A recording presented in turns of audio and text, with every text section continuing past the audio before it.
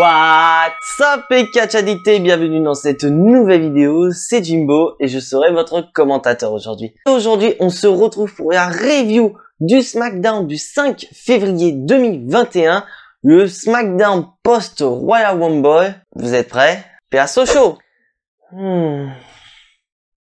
Bon, est-ce que vous avez aimé ce SmackDown? Bah, moi personnellement j'y ai très bien aimé en fait. Parce que voilà, tout comme à Raw, on a beaucoup d'interrogations parce que voilà, en plus d'avoir le vainqueur du Royal Rumble masculin, nous avons aussi la gagnante du Royal Rumble féminin qui sont susceptibles de soit prendre des décisions ce soir ou tout simplement l'un des deux qui va prendre leur décision, où nous avait annoncé un triple menace pour le titre intercontinental et un autre match, mais ça, on va voir ensemble. On commence par notre champion universel Roman Reigns, accompagné de Paul Heyman et Jey Uso.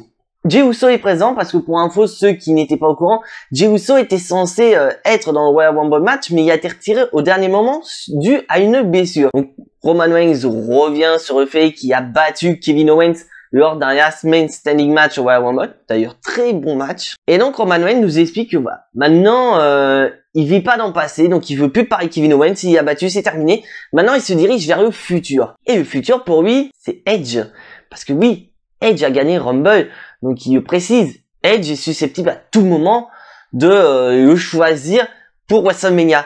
Et là, Roman Reigns, ce qu'il fait, c'est qu'il se vend auprès d'Edge. Il lui dit, mais pourquoi tu vas à Raw? Pourquoi tu vas à NXT? Viens à SmackDown, je suis le top du top, je suis le chef tribal, je suis celui qui est au bout de la table, tu devrais me choisir moi pour un main event de WrestleMania, parce que moi, par rapport aux autres champions, je suis un main eventer. Et donc, Roman Reigns incite Edge à venir, voilà, pour qu'il prenne sa décision.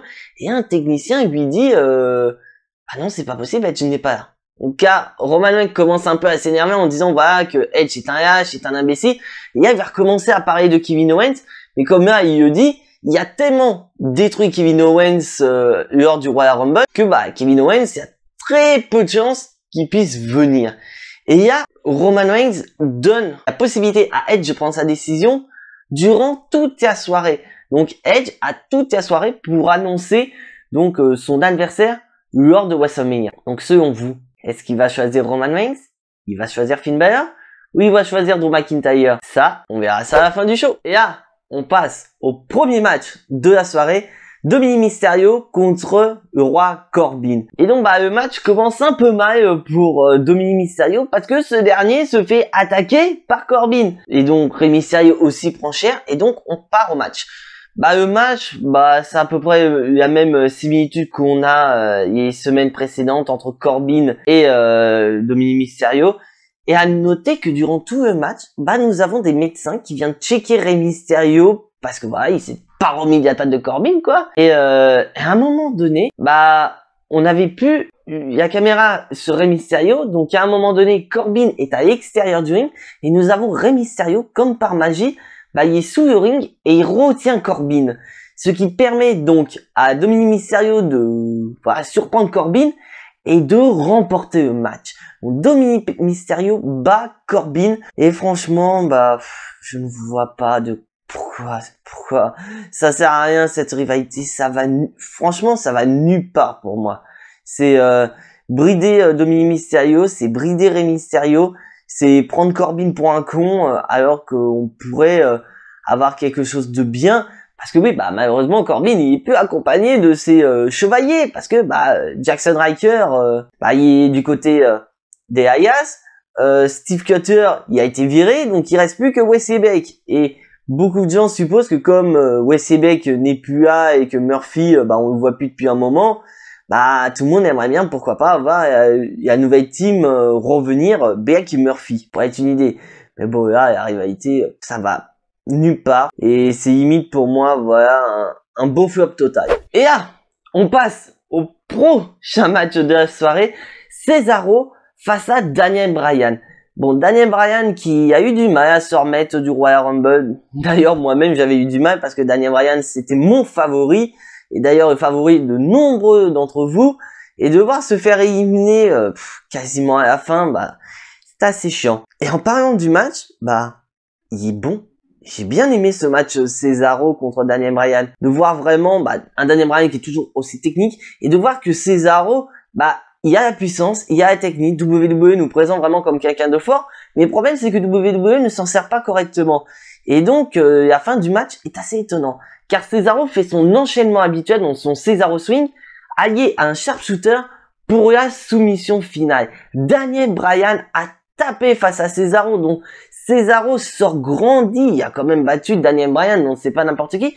Et là, on voit à un moment donné Daniel Bryan qui essaie de récupérer donc dans un coin du ring. Et donc, on peut supposer que Cesaro aille attaquer Daniel Bryan, mais qu'au final, Cesaro fait le point du respect, donc vraiment ceci. Et là, franchement, j'ai bien aimé. J'espère sincèrement que WWE va faire monter de niveau Cesaro pour, pourquoi pas, peut-être pas dans l'immédiat de devenir champion du monde, mais pourquoi pas déjà pour commencer une rivalité contre Biggie pour le titre de champion intercontinental. Moi je dis ça, je dis rien. Dites-moi dans les commentaires ce que vous en pensez. Et là, on passe au seul match féminin de la soirée, Bayley contre Ruby Riott.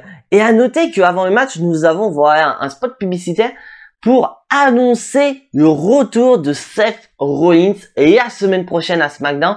Parce que pour ceux qui ne savaient pas, Seth Rollins a fait son retour au Royal Rumble en avant-dernier. Et donc, moi, personnellement, je pensais que Seth Rollins allait venir là, lors de ce matin. Il a été annoncé la semaine prochaine. Donc, en voyant ça, on peut supposer que Seth Rollins va revenir en Friday Night Messiah. Donc, il reviendra pas en Burning Down. C'est un peu dur, mais bon, on fait avec. Donc, on passe au match. Le match, Bayley contre Ruby Riott. Qu'est-ce que ça peut faire? Donc, à noter que nous avons Liv Morgan aux abords du ring. Et Billie Kay qui est toujours en train de donner son CV au niveau des commentateurs. Et à un moment donné, nous avons Ruby Riott qui est en position plus ou moins de faiblesse, je crois. Et nous avons à un moment donné Billie Kay qui a voulu intervenir pour aider Ruby Riott, mais nous avons Liv Morgan qui s'est interposé pour éviter que Billie Kay intervienne. Parce que faut rappeler qu'à chaque fois que Billie Kay intervient, c'est souvent mauvais, quoi. Donc, au final, Liv Morgan ne voulait pas. Sauf que le problème, c'est Bayley qui en a profité pour remporter le match face à Ruby Riott. Et donc, nous avons à un moment donné, Billie Kay, on n'a pas compris, elle va aller voir Bayley pour proposer, pourquoi pas une alliance. Moi, personnellement, je trouve ça un peu décevant pour Bayley quand tu te dis qu'il y a quelques mois, elle était championne, elle a le record de règne, une petite rivalité avec Bianca Belair et que là tu la diriges face au Riot Squad, c'est pas vraiment fameux. Mais après le problème, on peut pas lui en vouloir parce que du côté de SmackDown, il y a division féminine, tu peux pas créer énormément de choses parce que il y a pas beaucoup de potentielle rivalité pour Bayley du côté féminin à SmackDown. Et maintenant, on passe à une annonce potentielle pour WrestleMania. Nous avons Bianca Belair qui n'en revient toujours pas. Elle a remporté Rumble. Elle est arrivée en numéro 3. Elle a tenu pratiquement 1 heure dans le ring. Et elle est la dernière survivante de ce Rumble. Donc, elle a son match à WrestleMania. Elle lui dit, c'est le plus beau moment de sa carrière.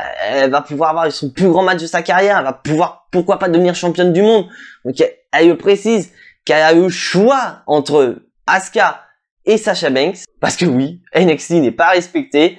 Alors que Edge, il précise qu'il peut aller taper Finn Balor, mais Bianca Belair, tu peux aller taper Yoshirai. Mais elle se dit, autant taper une japonaise, autant aller taper Asuka, c'est plus prestigieux que Yoshirai.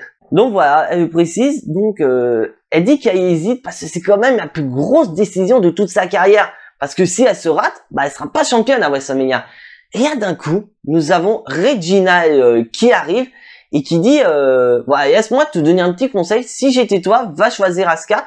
Parce que t'as tes chances face à Asuka. Alors que si tu choisis Sasha Banks, tu n'as aucune chance. Mais même si tu choisis Sasha Banks, Sasha Banks ne sera plus championne, ce sera Carmella.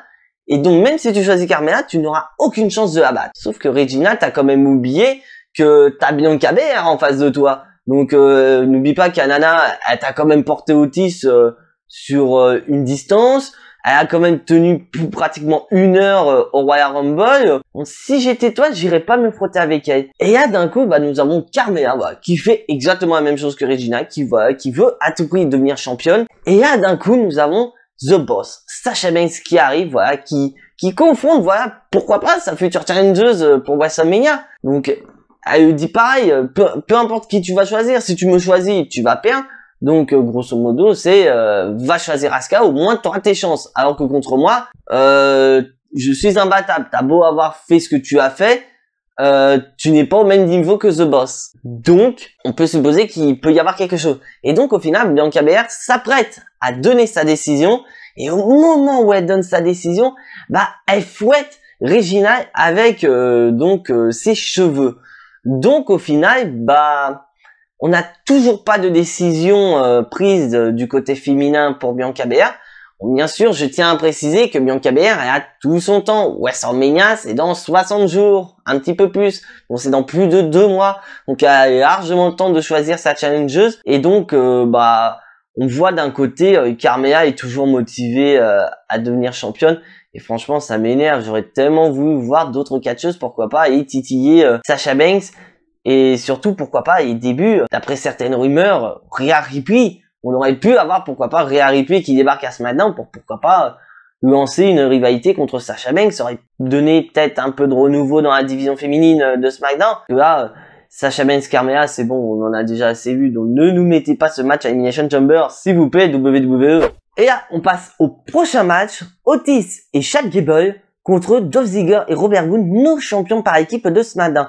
Et à noter que un truc assez spécial, ce sont pas nos commentateurs qui vont commenter le match, il s'agit de Montez Ford et d'Angelo Dawkins et Street Profits. Et à noter que le match, c'est vrai que c'est du renouveau, parce que c'est vrai que voir toujours les mêmes équipes qui s'affrontent, il y a à voir Otis et Chad Gable aller pourquoi pas en course pour le titre par équipe, ça pourrait être sympa. Mais malheureusement, ces derniers n'ont pas gagné. C'est Dolph Ziggler et Robert Roode qui ont remporté le match. Mais on pourrait pourquoi pas se diriger déjà d'une sur un match entre Gable et Otis contre Roode et Ziggler. Ou pourquoi pas intégrer aussi les Street Profits dans le match. Et pourquoi pas nous proposer un match triple menace par équipe pour les titres de SmackDown. Ça pourrait être sympa parce que je vous rappelle qu'il y a Elimination Chamber à la fin de ce mois, donc WWE va devoir construire sa carte d'Elimination Chamber. Donc match par équipe, ça peut être sympa. Tant qu'il nous sort pas le match Elimination Chamber pour les titres de SmackDown, moi je suis partant. Et donc là, on passe un petit, énorme flashback de la WWE où Hulk Hogan est donc l'invité spécial et il nous rappelle ce qui s'est passé il y a 33 ans lors de Sunday Night Main Event. Donc c'était un match pour le titre mondial où Hulk Hogan affrontait notre géant français André le Giant et qui était un show qui a marqué son histoire, voilà, qui a eu 33 millions de visions. Tu te dis waouh, à l'époque c'était énorme. Et donc je vais pas rentrer dans les détails de ce match car bon, je fais peut-être de la pub pour d'autres, mais ils en ont peut-être pas besoin, mais voilà, je tiens à le souligner. Nous avons donc Ali de Catch Club et Christophe de Ajus qui nous ont fait un épisode spécial de ce Sunday Night Main Event où ils nous expliquent le show dans son intégralité, le dénouement, etc. Donc je vous mets un lien dans la description pour que vous puissiez voir cette vidéo. Et là, on passe à un match, le match triple menace pour le titre de champion intercontinental avec d'un côté le champion Biggie et ses challengers Apollo Crews et Sami Zayn. Mais avant de commencer le match, on va faire un petit kick-off sur pourquoi nous avons ce match triple menace. Car à un moment donné, à SmackDown, on avait donc Sami Zayn qui était en train de protester et tout, et qui s'était menotté donc à une barricade au niveau des rampes. Et donc on avait un match pour le titre intercontinental entre Apollo Crews et Biggie. Et durant le match, nous avons Sami Zayn qui est intervenu et qui a apporté des Ayaba Kicks à Biggie et à Apollo Crews. D'où voilà pourquoi nous avons ce triple menace pour le titre de Biggie. Et à noter que le match, j'ai trouvé pas mal en fait. Parce que c'est un triple menace, donc Biggie est susceptible de perdre son titre sans subir le tombé final. Et donc on connaît Sami Zayn, il est fourbe, donc est-ce qu'il aurait utilisé sa fourberie pour pourquoi pas tenter de récupérer le titre intercontinental? Est-ce qu'il allait y avoir des gravus du fait qu'ils sont 3? On n'en a pas eu tant que ça. Et le match, il est quand même assez bon. Avec vraiment des spots où à un moment, Biggie qui porte une German suplex à Apollo Crews et à Sami Zayn en même temps. On a eu un moment donné où Sami Zayn s'apprête à remporter le match, mais nous avons Apollo Crews, voilà, qui est à l'extérieur, donc qui tire Sami Zayn et qui parvient donc à se débarrasser de Sami Zayn. Mais quand Apollo Crews remonte dans le ring, bah, Biggie a récupéré et il porte son big ending pour le compte de 3. Et donc Biggie repart avec le titre de champion intercontinental. Mais à noter que pendant que Biggie était en train de célébrer dans les coms, bah, nous avons Apollo Crews qui était plus ou moins, je pense, en train d'hésiter à attaquer tout simplement Biggie, mais au final il ne l'a pas fait. Donc est-ce que cette rivalité est terminée? Et selon vous, qui va être le prochain challenger de Biggie? Parce que voilà, je vous ai fait une vidéo WWE News, donc il y a des rumeurs qui circulent, donc on aurait peut-être pourquoi pas Christian contre Biggie, mais à l'heure actuelle je dirais voilà, soit Christian contre Biggie, ou pourquoi pas, voilà, comme j'ai dit précédemment, mettre un Biggie contre Cesaro pour le titre de champion intercontinental. Moi je dis, j'achèterai ce match. Et là, on passe à la décision d'Edge. Donc Edge est là. Et voilà, il nous rappelle que il fait que de rêver. Il rêvait de remporter Royal Rumble, il rêvait d'aller à WrestleMania. Il l'a fait. Et maintenant, bah il y a le choix entre 3 champions. Donc bien sûr, il y a le choix entre Drew McIntyre à Raw, Finn Balor à NXT et Roman Reigns du côté de SmackDown. Et donc au final, il explique qu'il a demandé l'avis de ses amis, de sa famille pour prendre la décision. Et là d'un coup nous avons donc Roman Reigns avec Jey Uso et toujours Paul Heyman et Roman Reigns voilà, qui fait ce qu'il a fait durant le show, c'est-à-dire qu'il s'est vendu auprès de Edge en lui disant vas-y choisis-moi parce que par rapport aux 2 autres c'est moi qui ai le nom le plus grand à la fédération. Si on est tous les deux dans le ring, on va faire un carton dans un des main events de WrestleMania, donc tu devrais me choisir, les autres n'en valent pas la peine. Et là d'un coup, Edge il dit ouais mais moi je suis tout seul, donc vire Paul Heyman, vire Jey Uso. Et là, Roman Reigns a commencé à s'énerver parce que bah Edge a manqué de respect à Jey Uso et à Paul Heyman, qui sont les membres de la famille de Roman Reigns. Donc pour lui, Roman Reigns, bah, du fait qu'il manque de respect à Jey Uso et à Paul Heyman, bah, Edge lui manque de respect. Et donc, là, Roman Reigns commence encore plus à s'énerver en lui disant, voilà, choisis-moi, choisis-moi, choisis-moi. Et là, d'un coup, bah, Roman Reigns se prend un stunner de Kevin Owens. Donc, Kevin Owens est là, il est à SmackDown. Il a beau s'être fait casser la gueule du côté du Royal Rumble, avoir vendu sa peau, bah, il est présent. Donc, après, est-ce que WWE va continuer cette rivalité entre Roman Reigns et Kevin Owens? Ou tout simplement, voilà, à l'approche d'Elimination Chamber, pourquoi pas, voilà, présenter Kevin Owens comme un des challengers potentiels de Roman Reigns lors de Elimination Chamber match qui pourrait peut-être avoir lieu pour le titre mondial. Parce que voilà, pour le moment, on n'a aucun match d'annoncé à Elimination Chamber, donc pour le moment, on n'a que des rumeurs. Et donc là, en parlant de rumeurs, bah il y a 2 matchs qui sont susceptibles d'avoir lieu pour WrestleMania. Donc il y aurait effectivement ce match-là entre Edge et Roman Reigns, donc fameux Spear contre Spear qu'on attend depuis l'année dernière, mais sauf d'avoir Goldberg, il y aurait Edge. Et il y a un autre match qui circule, donc c'était un match que je vous avais plus ou moins pronostiqué lors de mes reviews, voire même mes pronos de Royal Rumble concernant Brock et Lesnar. Donc WWE, les officiels, auraient en tête comme 2e match à WrestleMania, Brock Lesnar contre Roman Reigns. Et il y a storyline et plus ou moins celle que je vous avais prédit. C'est-à-dire que Roman Reigns et Brock Lesnar seraient en rivalité par rapport à Paul Heyman. Donc je vous explique où on aurait Brock Lesnar qui serait en rivalité avec Roman Reigns parce que bah il a pas apprécié que Paul Heyman change de client. Et donc au final on aurait eu Paul Heyman qui se justifie de cette décision par rapport à Roman Reigns en disant voilà pourquoi pas ouais mais Brock Lesnar il est vieux, moi je vais vers l'avenir et l'avenir c'est Roman Reigns. Donc là pour moi si je devais lire un top, pour moi le top au niveau des matchs bah voilà c'est Cesaro Daniel Bryan. Déjà le match il est très bon et puis ça annonce pourquoi pas un push pour Cesaro parce que on avait des infos sur Cesaro parce que Cesaro était en fin de contrat avec la WWE parce que son contrat devait se terminer peu de temps après WrestleMania. Donc au final on savait pas si Cesaro allait renouveler. Et bah Cesaro a renouvelé son contrat avec la WWE. Donc on peut supposer que WWE peut nous préparer pourquoi pas un push de Cesaro dans les semaines à venir à l'approche de WrestleMania. J'espère sincèrement que WWE va le faire. Mais selon vous, parce que voilà, Edge n'a pas pris sa décision, il n'a pas choisi de challenger. Donc selon vous, quel champion il va choisir? Je vous laisse en parler dans les commentaires. Mais moi, mon avis personnel, si Edge devrait choisir un champion pour WrestleMania. Si j'ai envie de voir de inédit, je dirais Finn Balor. Si je veux vraiment qu'il fasse son travail de légende et qu'il mette un catcheur en avant, ce serait Drew McIntyre. Parce que pourquoi Finn Balor? Parce que ce serait inédit, ce serait la première fois qu'on aurait le titre de champion de la NXT qui défendrait à WrestleMania. Et d'ailleurs, Finn Balor en coulisses est en train de négocier pour que le titre de la NXT soit défendu à WrestleMania. Et pourquoi pas McIntyre? Parce que ça peut faire un duel inédit avec Edge et Drew McIntyre. Donc pour moi, voilà, je choisirais Drew McIntyre, je dirais pas Roman Reigns. Donc Roman Reigns pour moi ce serait Brock Lesnar qui devrait le taper. Donc voilà, donc je vous laisse en débattre en commentaire parce que comme on le sait, le catch n'est pas objectif. Donc voilà, c'est tout pour cette review de ce matin. Si bien sûr tu n'es pas abonné à la chaîne, je t'invite à t'y abonner juste ici.